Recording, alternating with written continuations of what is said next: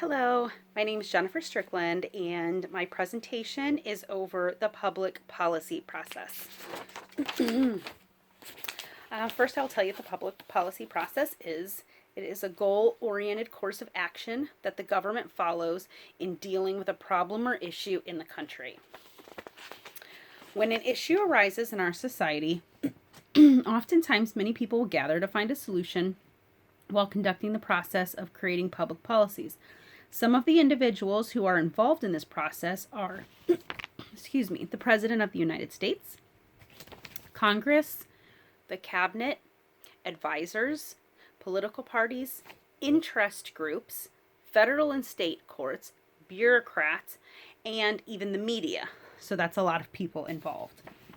These people all come together in the process to create policies when there is a need to resolve an issue in our country.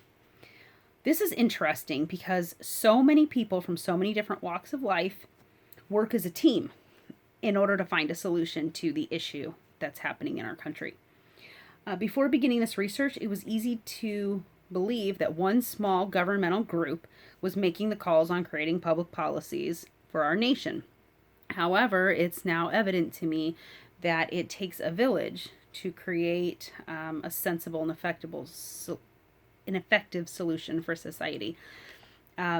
Which reminds me a lot of it takes a village to raise a child, and it takes a team to run a good business. In this instance, it takes a lot of people to have an effective solution to the issue. Although public policies are not laws in a direct sense of the term, they're based upon laws. This means anyone who does not adhere to the public policy may be penalized. This applies not only to civilian citizens, but to groups and government agencies as well. In other words, anyone is subject to be penalized for not following the procedures of public policy. The procedure of creating public policy is quite complicated. However, it's broken down into a series of steps that all individuals involved will follow in order to successfully complete this process. It includes 6 steps, and they may seem quite predictable in nature, but they're actually very important in seeing that the process is completed without any gaps, issues, or anything like that along the way. The first step in creating public policy is recognizing the problem. So that's step 1. As mentioned previously, this step may seem pretty obvious. We need to recognize the problem. However, there are certain problems which can be addressed by the government, and there are others which just cannot. Some examples of conditions that can arise within our society are floods, tornadoes, pollutions, unsafe workplaces and conditions, crime, medical costs for citizens. This is where recognizing the problem will come into play. While the public may not expect the government to prevent a tornado from occurring, they would probably expect the government to help victims who are affected by that tornado. In addition, the public may expect the government to intervene in instances such as unsafe work conditions or rising costs of medical care for citizens. Therefore, the groups involved must recognize that there is a real and actual issue that can be addressed. If there is, they move to step 2. The second step in the process of creating public policy is to set an agenda. This step realizes that an agenda is a set of problems that the government wishes to solve. In most cases, there are multiple problems within this set. The problems then must be listed in order of priority. They are identified as what is the first most pressing issue, and that will be attended to first. The others are listed underneath in order of priority and dealt with as prioritized.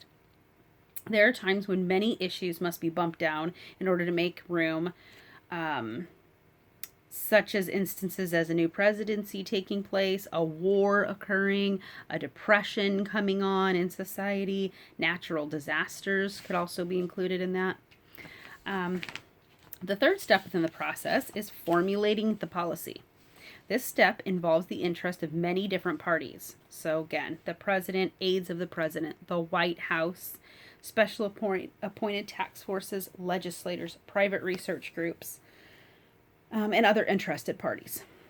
Conflicting plans begin to take shape, and these parties have to work together in order to formulate new and effective policies or revise policies which are already in place that need revision. The fourth step in the process of creating public policy is to adopt the policy. In this step, the various plans created are presented to the group. Decision makers will then choose one policy to accept as being final.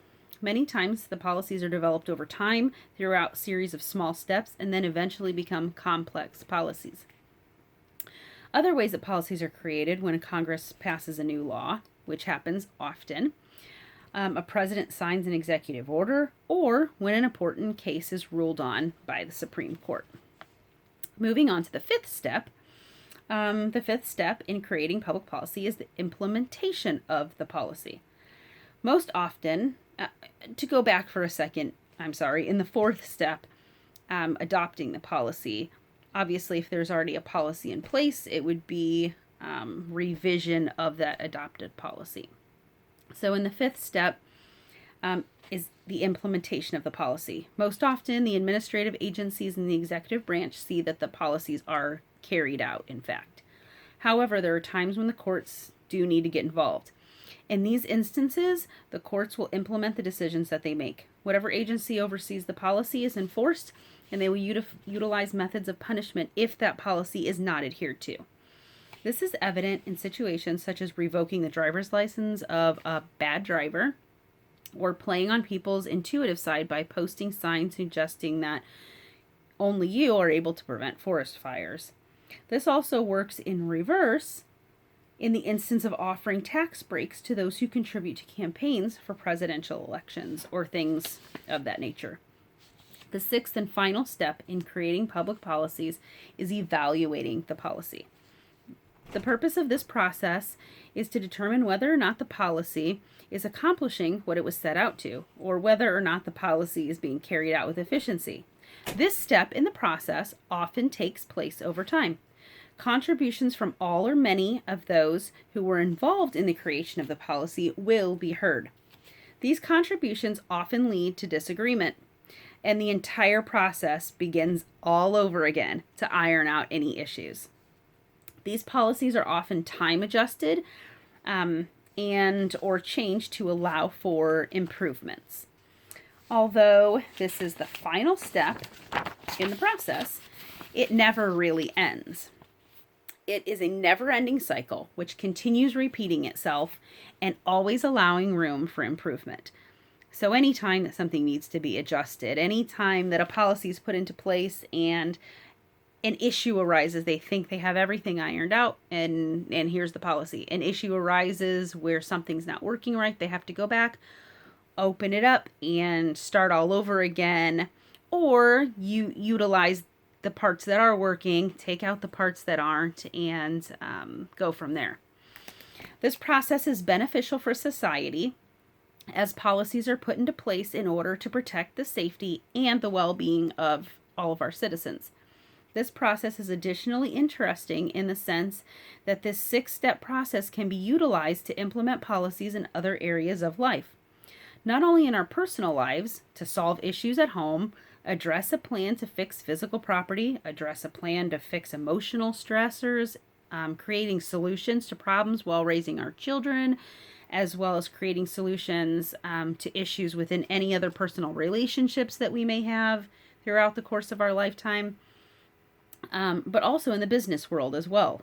Things like this, policies are very common, and this process could be utilized for very effective policy making and policy implementation. With the governmental process of implementing policies, safety in the workplace is addressed. Although this is currently covered by the government's ability to create policies to keep workers safe while on the job, there are many other issues which may arise in the workplace that could highly benefit from the utilization of this policy process. The six-step process could be put into place within the workplace, as I mentioned earlier, to develop new and or improve upon current agency policies. The process of developing policies appears that it would be specifically beneficial in the field of criminal justice for several reasons. Criminal justice professionals are already familiar in some cases, not in all, but in some cases, criminal justice professionals are already familiar with the ins and outs of the criminal justice system. These professionals have a logical sense